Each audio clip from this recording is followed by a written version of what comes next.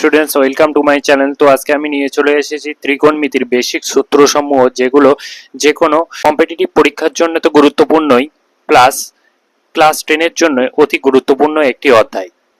চলো তাহলে দেখা যাক। একটি সমকোণী ত্রিভুজ। সমকোণী ত্রিভুজ কাকে বলে? যার একটি কোণ 90 ডিগ্রি, তাকে সমকোণী ত্রিভুজ বলা হয়। একটি সমকোণী ত্রিভুজ এ বি সি এর যদি এই সি কোণটা থিটা হয়, সি কোণটা যদি থিটা হয়, থিটা হলে এর বিপরীত যে বাহুটা, থিটার বিপরীত যে বাহুটা, তাকে বলা হয় লম্ব। লম্ব অর্থাৎ এবি বাহুকে বলা হবে লম্ব। থিটা সংলগ্ন যে ছোট বাহুটা, তাকে বলা হবে ভূমি। আর থিটার সাথে যে বড় বাহুটা, তাকে বলা হবে অতিভুজ। অতিভুজ যদি বলা হয়, তাহলে আমাদের sine theta, sign theta equal two লেখা হয় লম্ব বাই অতিভুজ।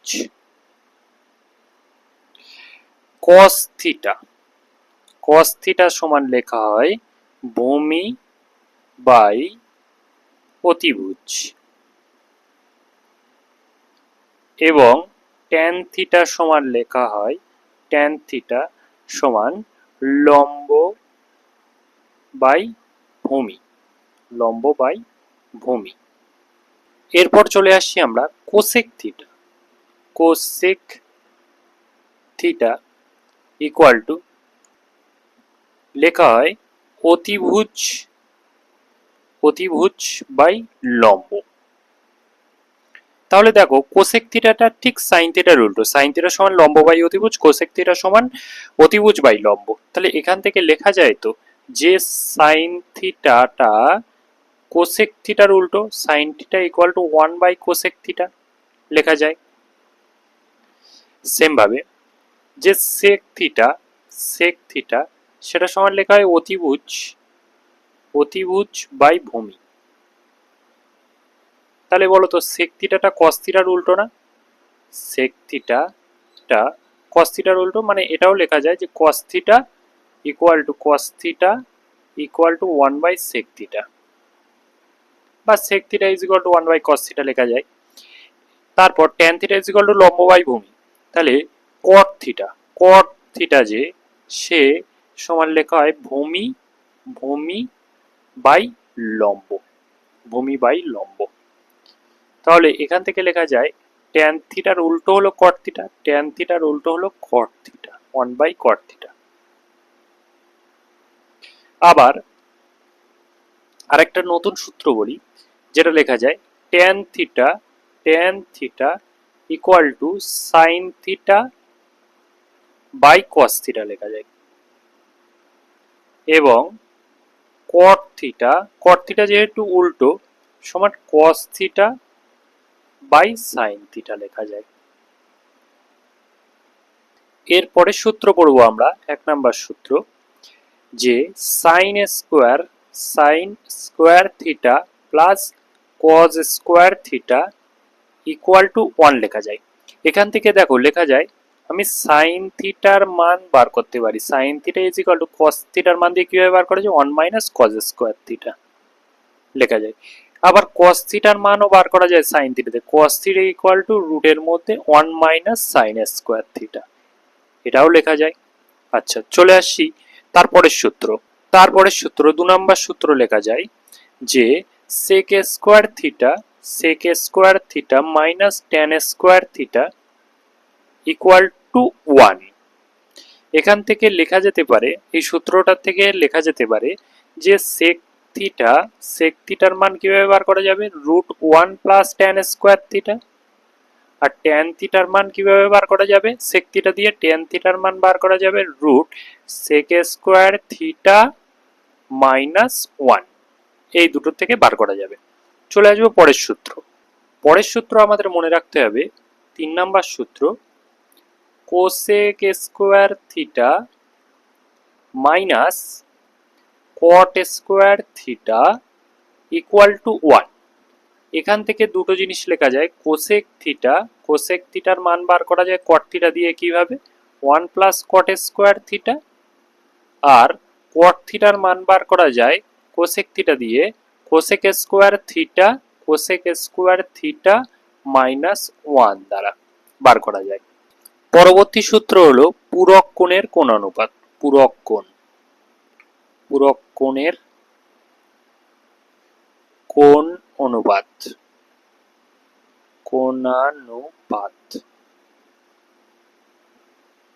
পূরক কোণের কোণানুপাত। দেখো কি আছে, পূরক কোণ আমরা কাকে বলি? যে দুটো কোণের সমষ্টি 90 ডিগ্রি সেই দুটো কোণকে একে অপরের পূরক কোণ বলা হয়। এক নম্বর সূত্র sine 90 degree minus theta equal to cos theta লেখা হয়, কস থিটা। সেম ভাবে 2 নম্বর সূত্র cos 90 degree minus theta equal to sine theta লেখা যায়। 3 নম্বর সূত্র tan 90 degree minus theta equal two cot theta লেখা যায়, cot থিটা। ঠিক সেম ভাবে cot 90 degree minus theta equal two tan theta লেখা যায়। 5 নম্বর সূত্র cosec 90 degree minus theta equal two sec theta লেখা যায়। 6 নম্বর সূত্র ঠিক উল্টো ভাবে sec 90 degree minus theta equal two cosec theta লেখা যায়। এবার আমরা জানবো কোন ত্রিকোণমিতিক এর মান নির্ণয়। মান নির্ণয় কেমন ভাবে করা যায় দেখো, আমি একটা ছক টানছি।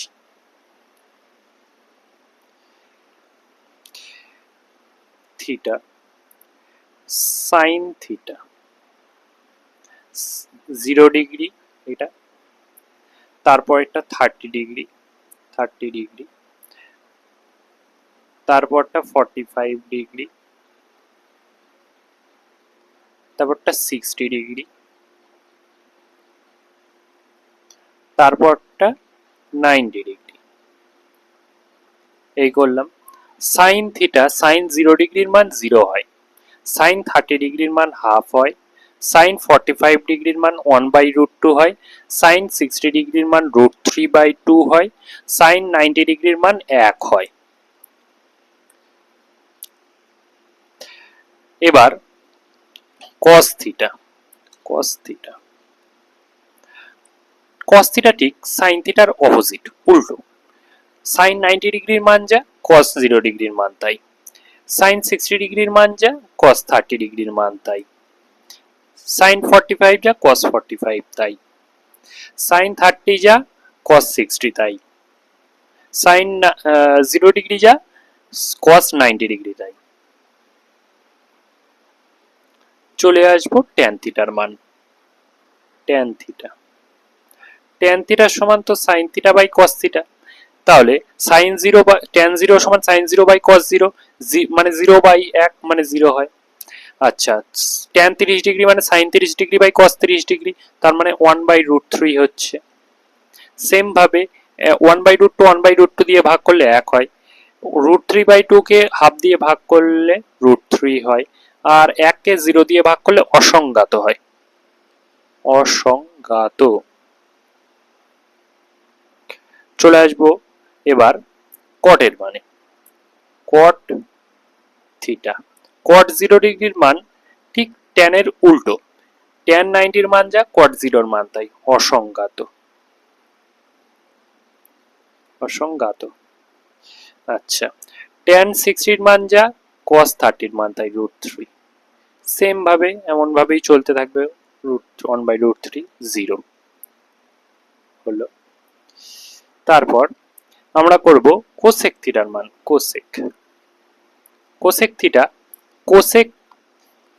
cosec থিটার মান হলো sin 0 ডিগ্রি ঠিক উল্টো, cosec থিটা তো sin থিটার উল্টো, তাহলে sin 0 ডিগ্রি উল্টো মানে 0 এর উল্টো 1/0 মানে অসংজ্ঞাত হবে,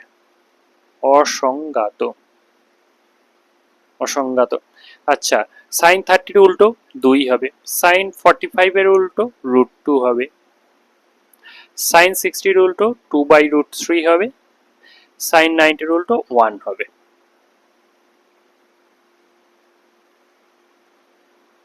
আচ্ছা, সেক থিটার মান, সেক থিটা, এটা তো গেল। সেক থিটার মান ঠিক কোসেক থিটার উল্টো।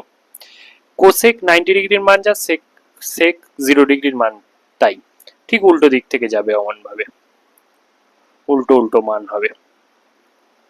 অসংজ্ঞাত।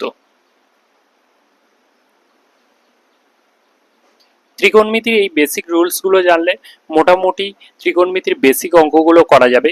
এর অঙ্কগুলো করার জন্য, মানে এর থেকে বড় ক্লাসের অঙ্কগুলো করার জন্য তোমাদের আরো বেশি কিছু রুল জানতে হবে। এগুলো হলো বেসিক রুল ত্রিকোণমিতির। তো আজকের ক্লাস এই পর্যন্তই। পরবর্তী ভিডিওতে দেখা হবে পরবর্তী ইনফরমেশন নিয়ে।